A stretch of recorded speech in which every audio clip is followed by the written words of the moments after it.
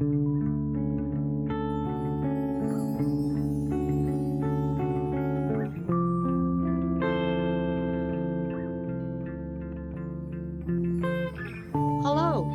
and welcome to the Pomegranate Grove Presents Superstitious Squirrel. I'm Squirrel, and of course, I'll be your host for today. And today we are going to talk about why we throw salt over our left shoulders when we spill it. And I thought this one was going to be pretty cut and dry. It's a really, really common superstition. In fact, I've been doing it all my life. I spill salt, I pick it up, I throw it over my left shoulder, and I move on. Um, Many people around the world do this. So I thought this will be so easy to find out. And of course, it wasn't. So I had to do some critical thinking. And I went down many rabbit holes in the research. And the first rabbit hole I went down on that actually panned out was I'd always heard that salt was used as a source of currency in ancient times. Now, the reason that salt was so very valuable was that prior to industrialization in the 18th century, salt was extremely expensive and labor intensive to produce in the mass quantities that it was needed for. It was also so hard to make. I mean, it took boiling, it took mining, it took a lot of different variables that industrialization changed the face of. So it was very rare. And it was extremely valuable for many reasons. One of the most important reasons was that it was necessary for food preservation and seasoning. So, for thousands of years, it was used to preserve food, such as meat and dairy products. And prior to the invention of refrigeration, salt was essential for the preservation and longevity of food. It even now we use salt in a great deal of processed foods to keep its longevity because food will spoil very quickly. Um, Artificial refrigeration didn't begin until the mid 1750s when the experiments began on it, and it was developed in the mid 1800s. And in 1834, the first working vapor compression refrigeration system was built.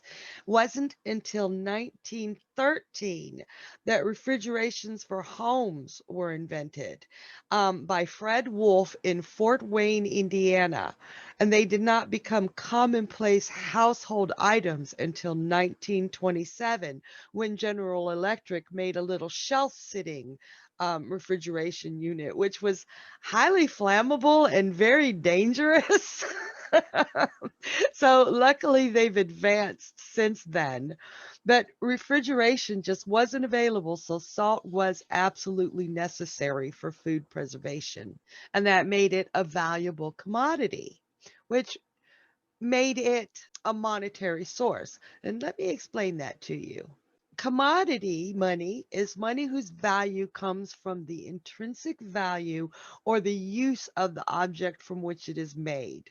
So, some examples of commodities that have been used as a medium of exchange include, of course, gold and silver, which we use now, cryptocurrency, salt, and cocoa. But salt was a big one. And one of the things that I had been taught when I was young was that Roman soldiers were paid in salt. And I'd always believed that. In fact, I believed it up until the time I started really doing this research on salt. It's like, come on, I've researched the entire history of salt in the last week or so. So I'm not going to make you listen to all of it, but it was rather interesting to me. But I've got to know everything, but I'm going to try and narrow it down as much as I can for you.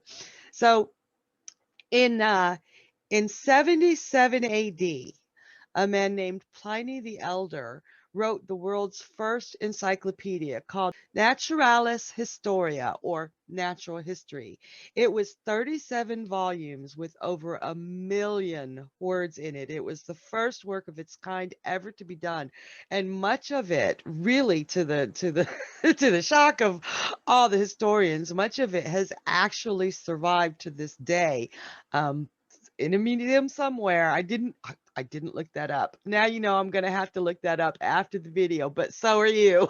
So, but this volume still exists. And what Pliny said, and I'll read it to you.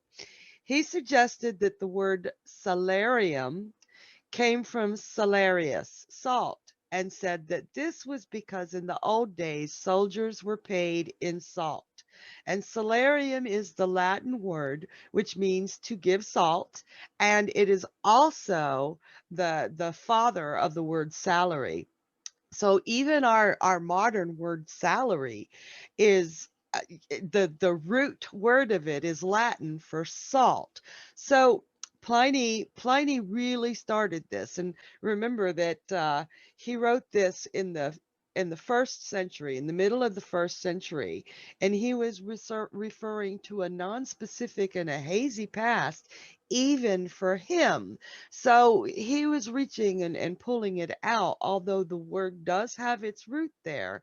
The soldiers weren't actually paid so much in the times he was speaking of. As men, they were soldiers because it was their civic duty, and they were mainly paid in lands that they conquered or loot from pillaging villages and the places that they conquered. So in the times that Pliny was talking about, they just weren't paid. But at some point, historians have found that Roman soldiers were given a salt allowance, something like a per diem, like we would get nowadays. That like my husband, when he works, any job he's ever had, he's usually away from home, so he gets paid a per diem by his company for food and drink and accommodations. So the Roman soldiers, it turns out, with the what the historians have found, actually did get a salt allowance. Now, why would they get a salt allowance? I'm going to tell you that, but but let me get to there in my squirrel winding way. I promise I will tell you. I wanted to talk about the value of salt and refrigeration and industrialization. We've gotten all that. Now, we can see from just what we've talked about how valuable salt was and how it would be considered either bad luck or just total stupidity to spill salt, because once you spill it, you know, it's contaminated. It has to be pure to be able to do its job. So, understanding all of that and seeing how it's been valuable not just to the Romans, but to so many societies. I want to know, I want to know how it went from something that was so rare and so valuable to something we can buy at the grocery store for $1.29. That's insane.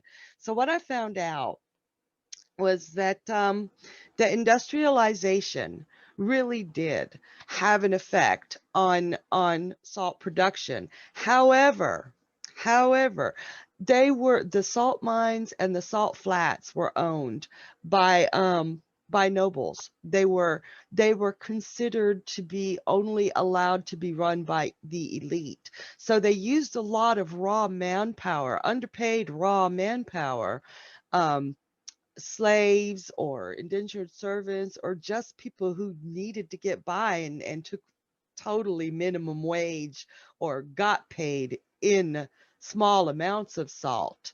And this was even after the industrialization and the refrigeration.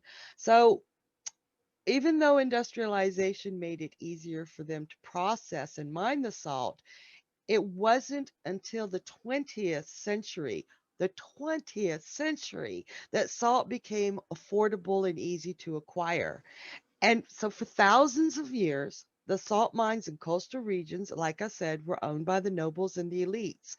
And this monopoly and an imposed salt tax kept this now common household item as a luxury status. Now, these salt taxes and monopolies have led to wars and protests everywhere from China to parts of Africa. Anger over the salt tax was one of the causes of the French Revolution. And in colonial India, only the British government could produce or profit from salt production. Now, in March 12th of 1930, and this is so important to me, this is part of the history that I had to share. Um, Mahatma Gandhi, chose to protest this monopoly, and he began a march that lasted 23 days. And during that time, Gandhi and his 78 followers that began with him, they slept outside. They only ate what the villages that they passed through could provide for them. It was a really long and grueling march. Now, it started with 78 followers, but by the end of it, on April 5th, when they reached the coast, more than 50,000 people were gathered. Some sources say 100,000, but the Wikipedia and the historical places I looked at said that they were 50,000 and then some. Now, they said that the line of the march from head to tail was over 3 kilometers long. And that's a lot of people, but they were backing him up and they were making sure that they were heard. It was a peaceful march and it was a direct retaliation against the British rule and the taxes and the rules that they imposed on the Indian people. Now, when Gandhi got to the coast, he violated the law, the tax laws or the salt laws, by boiling a chunk of salty mud and creating salt. This march became known as the Salt March or the Sutiaya, Sutiagraya, the Salt Sutiagraya. Um, Mass civil disobedience spread throughout all of India. Millions of people broke these salt laws.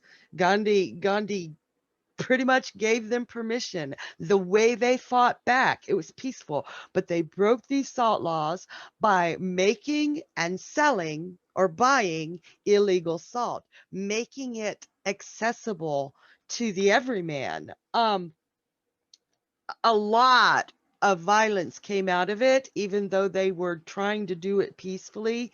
The British government in control there were hangings, there were mass shootings into peaceful protests, and there was a lot done wrong. And it was the start of the revolution that gained India its independence, but it wasn't until 1947. But the Salt March was the one that broke the monopolies. It was the one that made salt available to everybody because the media, the press, was really, really following this march. And they realized that even in their own countries, there were imposed salt taxes and elitism going on. And the problem with that is that salt is so necessary, not only for food preservation, but salt is essential for human health. Our bodies are made of 0.9% salt, or about 250 grams. And that doesn't sound like a whole lot, at least not compared to water in our bodies, but it's so important. Now, what salt does, it helps our cells absorb nutrients, it aids in the digestion process, it enables transmission of nerve impulses. Me waving my hand around, salt helps me do that. And it contracts and relaxes muscle fibers, including in the heart and in the blood vessels, and it maintains proper fluid balance. When you get thirsty, that's salt telling you that you need more fluid intake. It's incredible. People die without salt. We need it to survive. So here we've got this elitist group or groups having this monopoly to where they tax the heck out of salt so that the poorer people or the common people just can't afford it. And Mahatma Gandhi, really protested that and made salt available so that just about anybody could afford it. And that that was the year that he was named by New York Times Man of the Year, because he didn't do this for himself. He did it for his people. He did it for the world. And I think that's an amazing part of salt history. And I know this is about throwing salt over your shoulder, but you had to know the value of it. People bled and died so that we, us common people, could have salt. And salt has been used as food preservation for thousands of years. Aside from economics, salt also has cultural and religious significance throughout the years. It has long been used to purify things in Shintoism. The Buddhists use salt to repel evil. In Judeo-Christian times, salt was used to purify people and objects, as an offering to God and to seal covenants. There are numerous references to salt in the New Testament and the Old Testament of the Christian Bible. And one of the most famous of those is the story of Lot's wife, who was turned into a pillar of salt by God in the book of Genesis for looking back at Sodom and wishing she could go there. It was a warning to stay pure and keep the devil behind you. The thing is, what a lot of people ask me is, if salt is so valuable or was so valuable, why would we throw it over our shoulder to to waste more? It just kind of defeats the purpose. The thing with that ties into Lot's wife and her being a pillar of salt, and to purify her and to keep it behind her. Um, Ancient belief is that spirits stay behind you, watching over your shoulder, to see if there's any way they can move in and make you miserable. And Christian belief, especially, has the devil behind you. So one way to explain it, I looked it up in the Encyclopedia of Superstitions by Edwin and Mona Radford, and they said the power attributed to salt is because it was so tied to formidable elements like the ocean or our own sweat and tears. Radford says the devil is believed to detest salt, as it is incorruptible and tied to God, because it's mentioned so many times in the Bible. And if one accidentally spills salt, the devil sees this as an invitation to step in and do evil. Throwing it over your left shoulder and into his face blinds him and renders him helpless. Now, I understand that. I do understand that, because if we're thinking that evil spirits are behind us, or the devil is behind us watching over our shoulders, then yes, we would want to do something.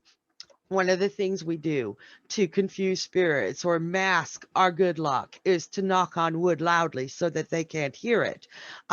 So throwing salt over your shoulder into the eyes of the devil or the spirits makes sense to me. I don't know if you've ever had salt thrown in your eyes. It hurts like hell.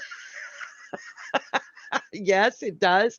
And even if you can think about times that you've sweated and your own sweat has dripped into your eyes with that minor amount of salt in it, how much it stings. It stings. So yeah, he's going to be turning around going, eh.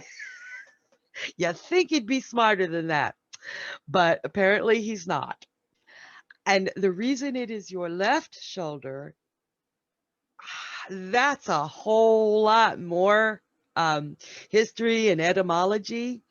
To just break it down to the simplest form, the Latin word for left was sinister. It simply meant left, but it language changes over time. Language changes with with people and regions, and it's very, very fluid. It takes a long time to happen, but it actually happens. And I've got the actual dates around the times that these things happen in my Superstitious Squirrel episode of Can Birds Tell the Future? So if you want the complete rundown of the etymology on the word left, you can go look there. But to make it really short for you here, left was sinister. That is all it meant. But in Germanic times, early 1300s, I think. I can't remember numbers really well off the top of my head, and I don't have it in my notes. But left was spelled Lyft in their dictionary, and they said the weaker side. It was the weaker side because the right hand was predominant. And I go real deep into right hand dominance and left hand prejudice really in that episode, Do Birds Can Birds Tell the Future? So if you want to know more about it, check it out. But for the purposes here, it's just left has a really, really bad reputation in today's world. I'm hoping that'll change someday because I'm left-handed. I had an uncle, I met him when I was 8, and we were sitting in McDonald's, and he noticed how I was eating. And this man, I'm hoping he was joking. I never was bold enough to ask him, but I'm hoping he was joking. He said, "Ah, you're a southpaw. We burn southpaws for witches where I'm from." I was mortified. I was afraid of that man for the rest of my life. so, so throwing it over your left shoulder is protecting your sinister or bad weak side. So there's a lot of information here. I got very, very excited. I apologize if I kind of went random in some places. I get very excited over my research, and I just do not it's hard to stop myself from digging deeper and deeper and deeper. I'm telling you guys, I know the entire history of salt and the wars it started and the people who have died. And I'm not going to make you listen to all that. But the bottom line is salt was at one time valuable enough that people would die for it. And it was also a form of exchange, a commodity, a way to measure value. So spilling it would be bad luck. And to keep the devil or the spirits, the evil spirits, from seeing that bad luck, you throw that value over your shoulder to blind them. Um, I do it. I know many, many people who do it, and I don't think there's anything wrong with doing it, but at least now we know why. Just do me one favor and make sure that nobody you like is standing behind you when you throw that salt over your shoulder because it really does hurt really bad. I'm not going to tell you whether you can throw it over your shoulder if someone you don't like is standing behind you. That's up to you. But make sure not to do it while someone you love is standing because that's a whole nother can of worms. Thank you for watching Superstitious Squirrel. I can't wait to see you next time, and I'll see you then. Bye now.